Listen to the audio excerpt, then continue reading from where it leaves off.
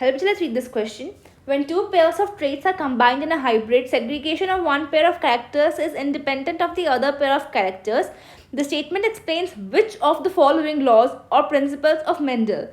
तो यहाँ हमारे पास ऑप्शंस है principal of paired factors, principle of dominance, law of segregation, law of independent assortment.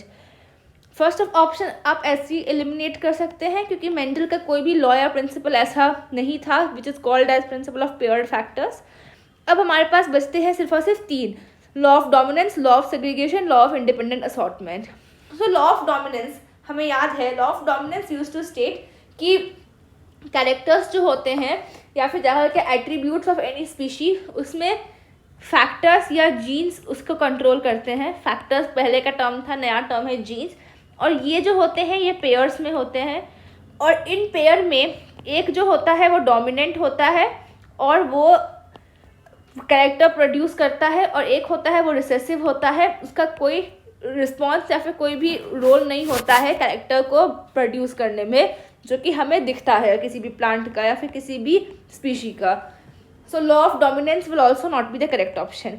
Law of segregation क्या था? लॉ ऑफ सेग्रीगेशन ये था कि लेट अस से कैपिटल टी का एक टॉल प्लांट है जिसको क्रॉस किया गया होमोजाइगस रिसेसिव स्मॉल टी से, ऑब्वियसली प्रोड्यूस हुआ कैपिटल टी स्मॉल टी. अब ये जो प्लांट है इसकी जो हाइट होगी it will be the same as this one और यहाँ पे कोई ब्लेंडिंग ऑफ कैरेक्टर्स इन्वॉल्व नहीं है, कोई इंटरमीडिएट कैरेक्टर या फिर इंटरमीडिएट प्रॉपर्टीज़ भी इन्वॉल्व नहीं है और इसका बिहेवियर या इसका अपीयरेंस बिल्कुल अपने डोमिनेंट पेरेंट की तरह होगा.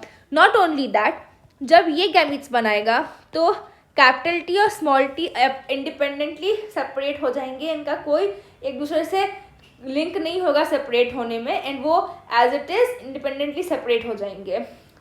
और ये थर्ड स्टेटमेंट था लॉ ऑफ इंडिपेंडेंट असॉर्टमेंट. अब लॉ ऑफ इंडिपेंडेंट असॉर्टमेंट के लिए हम यूजुअली लेते हैं एक dihybrid cross, let us say R R and Y Y. तो ये हमें मिला है कैपिटल आर कैपिटल वाई और स्मॉल आर स्मॉल वाई का क्रॉस करने से. और यहाँ पर देखते हैं क्या होता है.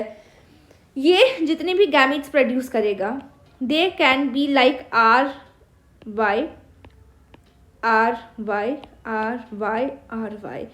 यहाँ पर जब सेपरेशन हो रहा था तो भले ही कैपिटल आर हो लेकिन उसके साथ कैपिटल वाई भी था, स्मॉल वाई भी था, भले ही स्मॉल आर हो उसके साथ कैपिटल वाई भी था, स्मॉल वाई भी था. मतलब एक जीन का दूसरे जीन के प्रेजेंस का से कोई इफेक्ट पड़ ही नहीं रहा है.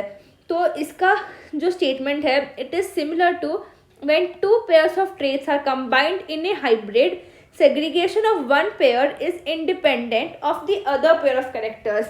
ये हाइब्रिड है और अगर इसमें सपोज पहले आ गया कैपिटल आर तो उसके होने से कोई फ़र्क नहीं पड़ रहा है, इसमें कैपिटल वाई भी जुड़ सकता है, स्मॉल वाई भी जुड़ सकता है. मतलब इसका कोई रोल ही नहीं है अपने दूसरे जीन पेयर को डिटरमाइन करने में. सो करेक्ट आंसर जो होगा वो होगा लॉ ऑफ इंडिपेंडेंट असॉर्टमेंट.